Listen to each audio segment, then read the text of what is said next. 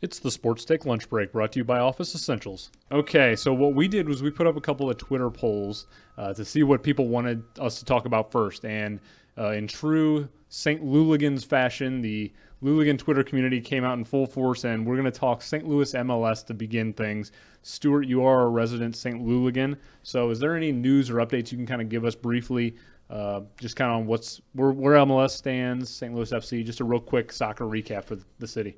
Yeah, as far as MLS right now, it's they hired a CFO, and I think they're just starting in the initial stages to put together a front office, very slow pace. That's next up. You'll hear about is the groundbreaking when that happens for the stadium. Expect to see that in the next month, and then expect to hear about team name, team colors. That'll probably come out in second quarter 2020 or end of first quarter 2020.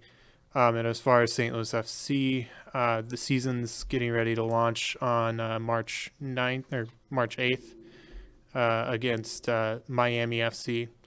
So this is not the David Beckham MLS Miami team. This is an independent Miami team in the USL now, and they're typically pretty big spenders in lower league soccer, and they're a lot of fun to watch. So it'll be a good game. Wear your Hawaiian t-shirt, tropical shirt to that game if you want to brave the cold weather. So St. Louis FC has a new coach. Ant Poulos, who was with the team, left to the David Beckham Miami MLS team, who are in their first season. And the new head coach is he's actually an old Scott Gallagher Bush Soccer Club guy from the 80s and 90s. Played on the U.S. men's national team for several years. Steve Tritcha. So he's a fun one to talk, ply into his memories a little bit. He told me about the time that Alexi Lawless debuted for the national team. Steve was one of the captains when Alexi debuted, so that was kind of cool. So he's just a huge repository of local soccer history from a period of time that kind of spans that Stars to Ambush Gap, and excited to have him on board. He's a good coach at this level, so expecting more from the team. So even though we're still a couple of years away from MLS, anyone who's listening that's a casual sports fan, definitely embrace St. Louis FC. They're in the USL Championship, which is kind of the minor league of MLS to a degree. But definitely support your local soccer for sure because there's a lot of good stuff going on in the city. Sean? Do you have something? Yeah, Stu. Some people might have heard on the news, on the radio, local radio, about the tax credit situation with the MLS team. Do you have any insight that you could share on that? I know that the speculation that I've heard is that despite the problems that they've kind of run into with the state, that it wouldn't really ultimately pose any sort of barrier for the owners, the people that are putting the money into this.